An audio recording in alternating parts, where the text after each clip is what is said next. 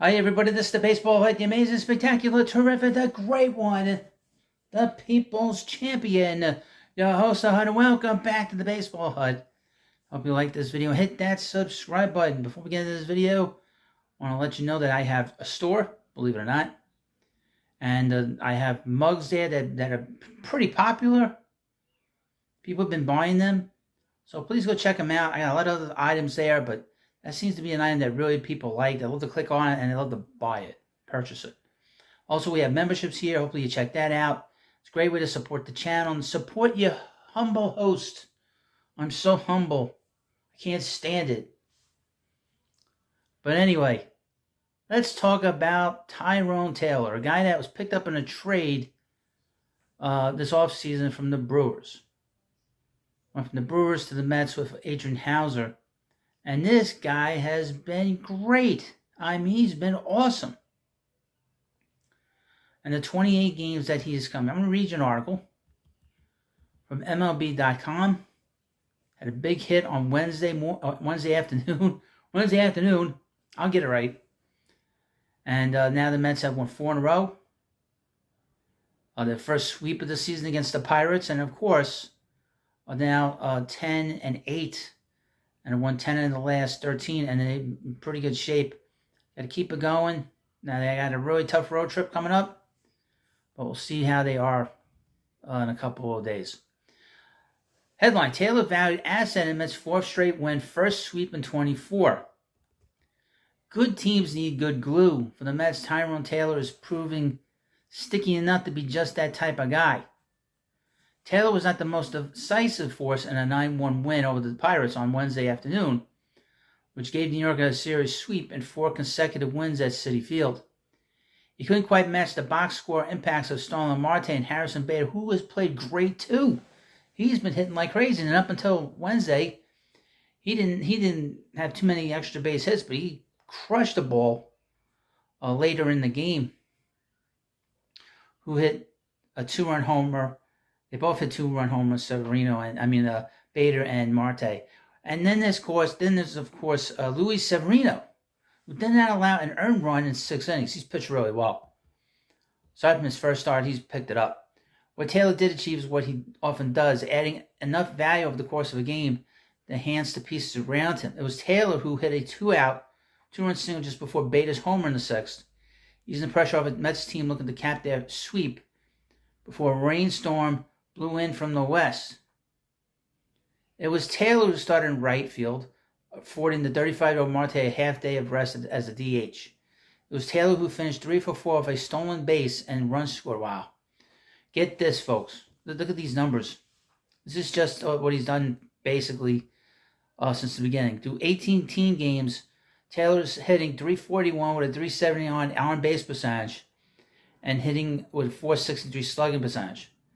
And something approximately an everyday role, playing all 3 outfield positions and offering value on a near-daily basis. And his defense has been pretty strong. It's been very strong. And I understand he's hitting over 400 with runners in scoring position.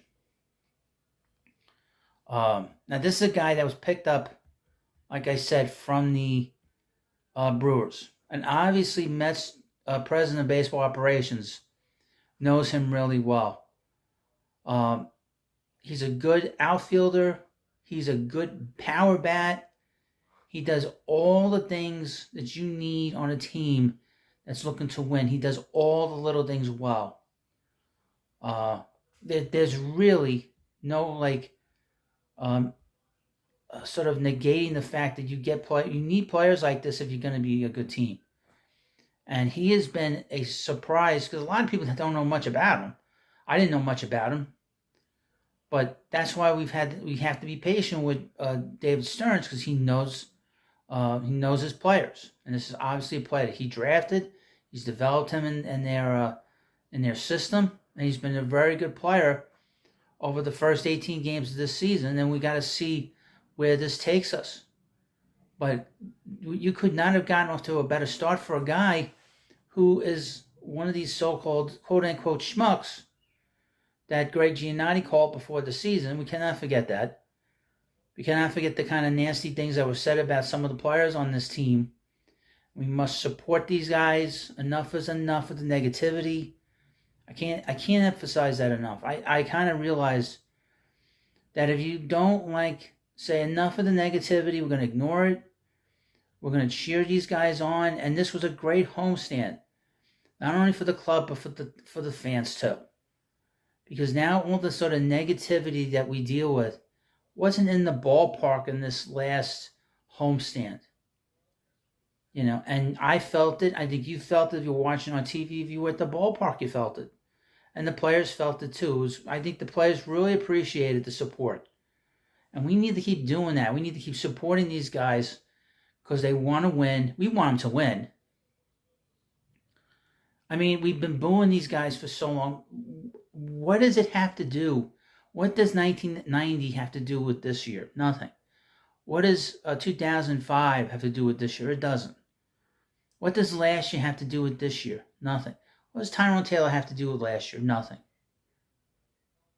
It's a different team, different year.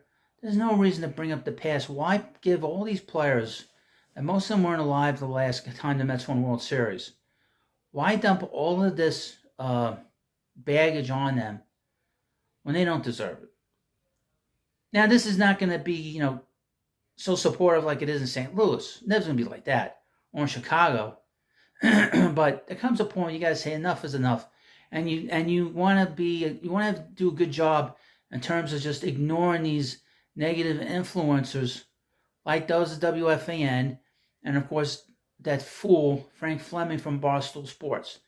They must be ignored and shunned, and basically tell them to shut the hell up. We don't need your negativity here. We don't want your negativity here. We want the team to win. That's all that matters. That's all that should matter at this point. Well, you let me know what you think about this video, and of course, please subscribe to the Baseball Hut. Thank you for watching, and I'll see you later.